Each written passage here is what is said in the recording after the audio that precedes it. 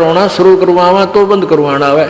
ये तेरे भाग जा गिरे भले आदमी नो कहना शर्म आवे लोग नो कहीं अच्छा आदमी नाम नहीं लगे तो माई लोग की सुनेगा तुम्हारी सुनेगा नो बता।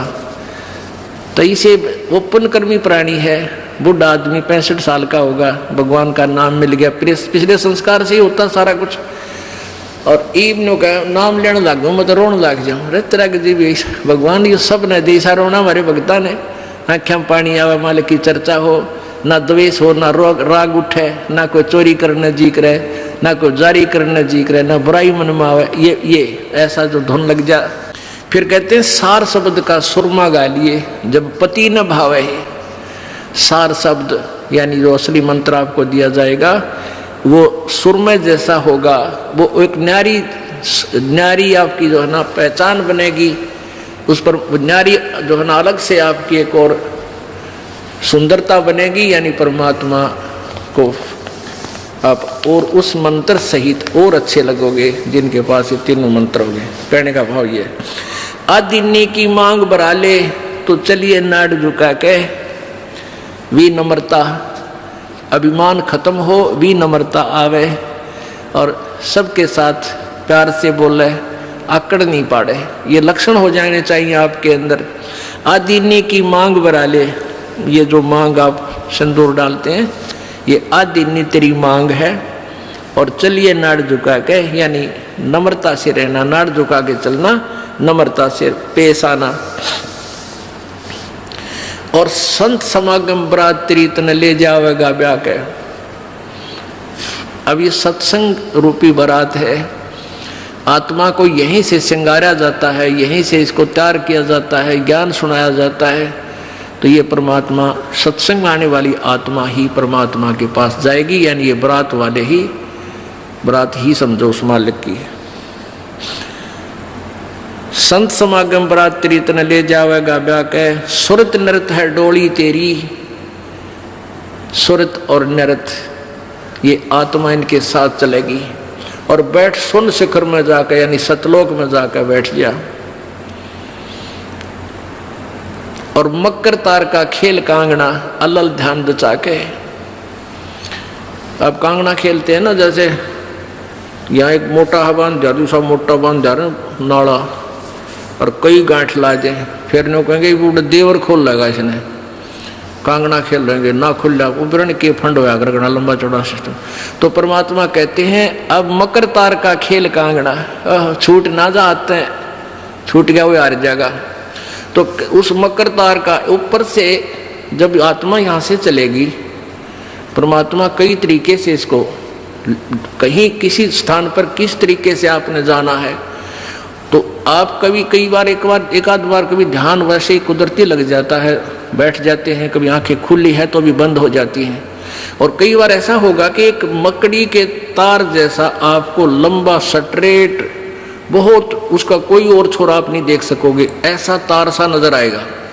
उसको मकर तार कहते हैं। उसके साथ लग के आत्मा जैसे मकड़ी उस तार को पकड़कर ऊपर चढ़ जाती है, ऐसे वो मकर तार का आपको दिखाई देगा जब चलेगी यहाँ से आत्मा संसार छोड़ के। तो एक मकर तार का मार्ग आपको मिलेगा, उसके साथ चलना, उसको छोड़ना नहीं, तो उधर नहीं जाना, नहीं तो मार खा जाएगी। तो ऐसे ही वो कांगड़ा खेलते हैं जब दोनों और दाव लगा देते हैं। तू खोल गया तो तू हार गया, हारगी। तो ऐसे अपने अपनी जबरदस्ती से उसको पकड़ लेना है उस मकर तार को। मकर तार माने मकड़ी का तार। ऐसा एक रास्ते में आपको ये गाइडलाइन होगी कि इसके साथ साथ चल, भ्रमित ना होना सतलोक जाने के लिए। वो कुछ समय कुछ स्थान तक मकर तार है, उसके बाद फिर परमात्मा का अलग से मार्ग है। सुरत नृत्य है डोली तेरी, बैठ सुन शिखर में जाके। मकर तार का खेल कांगना अल्लल ध्यान दचा के। ओए होए, एक एक वाणी का आधा हिस्सा भी इतना जबरदस्त भर रखा भगवान ने। अब अलल पंख, अल्लल ध्यान दचा के। एक अलल पक्षी होता है, उसको अनल भी बोलते हैं। अनल, अनल माने वायु, यानी वो आकाश वायु में ही रहता है, ऊपर नीचे नहीं आता। वो अंडे भी ऊपर ही दे देती है वो अलल पक्षी मादा, और उन अंडों को हवा में छोड़ देती है। और ऐसे स्थान पर अंडे देती है, पैदा करती है कि नीचे केले के बन हो, केले के बन। तो केले कैसे फंसे रहा कर, केले के बना बनो आपस में बहुत लंबे लंबे बढ़ जाते हैं। तो वहाँ आकाश से वो अलल पक्षी बहुत लंबा चौड़ा होता है, वो कम से कम भी सैकड़ों फुट लंबा और 50 फुट की चौड़ाई होती है। इतने बड़े बड़े पर होते हैं उसके, बहुत जबरदस्त लोहे के तौ की तरह, और पंजे होते हैं जैसे नो चमटिया की तरह, खुर जैसे बहुत जबरदस्त नाकुल्ले, बहुत मजबूत, और 4 पैर होते हैं उसके, पक्षी होता। तो वहां से अंडे छोड़ देती है, भगवान हवाला है। अंडे नीचे आते हैं हवा की घर्षण से, वो परवरिश को यानी वो पक जाते हैं, और केले के अच्छे भारा भारा अंडे होते हैं, वो 2-2 दड़ी के, और ऊपर तो 1-1 दड़ी के 5-5 किलो के, और ऊपर तो आते ही वो केलों के पत्तों पर आकर गिरते हैं। उन केलों को तोड़ते हुए सपीटते नीचे आते हैं। तो केलों पर गिरने से, उन केले पर गिरने से उन पेड़ों पर, तो उसकी स्पीड कम हो जाती है, और तो केले को तोड़ता हुआ वो आसानी से आकर नीचे पड़ता है, और पड़ के फूट जाता है, उसमें से बच्चा निकल जाता है। वो बच्चा वहां फिर उस वन में घूमता है, फिरता है, चारा चरता है, और फिर कुछ दिनों में वो उड़ने लग जाता है, यानी परिपक्व हो जाता है, वो प्रफुल्लित हो जाता है, और वो उड़ उड़ कर देखता है, काफी दूर तक उड़ता है, फिर वापस आ जाता है, 1-2 साल तक वही रहता उस वन में। उन पक्षियों के साथ भी घूमता है, अपने मित्रों के साथ जो दूसरे पक्षी होते हैं, अन्य जीव जंतुओं के साथ भी घूमता है, लेकिन उनमें उसकी मित्रता नहीं रहती है, क्योंकि उसको पता होता है कि मेरे माता पिता ऊपर हैं, यहाँ नहीं है। पुण्यात्मा, ये बहुत ही उत्तम ज्ञान है और छुपा हुआ ज्ञान था, ये तत्व ज्ञान है। इसको समझाने के लिए बहुत से उदाहरण आपके समक्ष पेश करने पड़ते हैं, ताकि आत्मा अपने परमात्मा की तरफ आकर्षित हो जाए। आपने कैसे रहना इस संसार में, ये अलल पंखी के अलल पक्षी के बच्चों की तरह। अब वो यहाँ आए, यहाँ आसपास उस वन में पक्षी पशुओं के साथ रह रहे हैं, लेकिन उन एक पल भी वहां जाने को नहीं बोलते कि एक बार हम उड़न जोगे हो जावा, उसी दिन भाग जावांगे यहाँ से, हम जवान हो जावें तो उसी से में चल पड़ेंगे।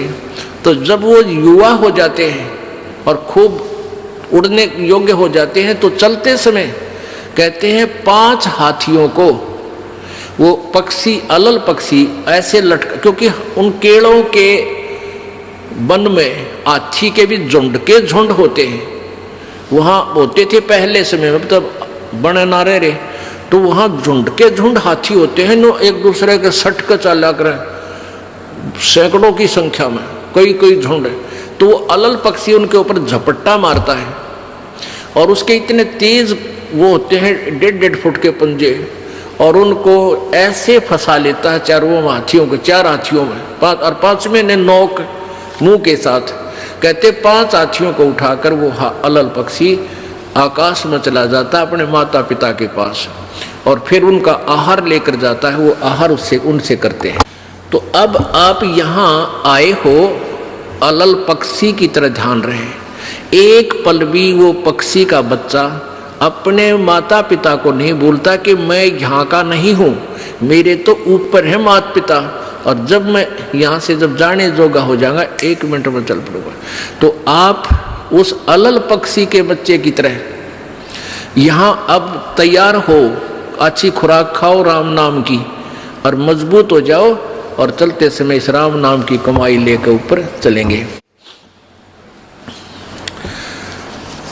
अब कहते हैं अलल ध्यान जचा के वो पक्षी का बच्चा एक पल भी वो यहाँ रह ही नहीं सकता, उसको ये पता होता है, कॉमन सेंस होती है कुदरती, कि मेरे माता पिता वहाँ है, जिस दिन मैं यहाँ से जान योग्य हो जाऊंगा एक पल नहीं रहूँ यहाँ पर। तो ऐसे आपने ये हर दिन उस सतलोक में जाने का अलल पक्षी की तरह यू ध्यान लगा कर वो जचा कर रखनी है, इसको भूल नहीं पड़ने देना। मकर तार का खेल कांगना अलल ध्यान दचा के, और बैठ विश्वास सेज बिछा के, जो शब्द छैल आवे है। पुण्यात्मा कहे कबीर सुनो भी साधो, मैं तो हूं विश्वास में। जो क्रिया जो साधना आपको बताई जाती है, वो साधना वो है जो सब सदग्रंथों में प्रमाणित है, और वो है जिन महापुरुषों ने परमात्मा पाया, उन्होंने भी यही क्रियाएं की। तो आप एक विश्वास रूपी सेज पर, जैसे दुल्हन होती है अपने पति के इंतजार में वो बैठ जाती है, तो ऐसे ही कहते तू अपना विश्वास रूपी सेज बिछा के इंतजार कर उस परम पिता के आने की। विश्वास तेरी सेज है, यानी तेरा विश्वास है तो मालिक आवेगा, और विश्वास नहीं है तू ही वहां से चला गया कि तो फिर पति कहाँ मिलेगा। कहने का भाव ये है कि डगमग नहीं होना है, अपना विश्वास दृढ़ रखना, जो बताया गया ये विधि और यही भक्ति आपको परमात्मा मिलाएगी। यानी शब्द छैल का अर्थ है वो अविनाशी परमात्मा, शब्द अर्थ अविनाशी को कहते हैं। अविनाशी परमेश्वर तेरा पति तुझे वहां लेने आएगा, और इस प्रकार हम परमात्मा पाएंगे। बोलो सतगुरुदेव।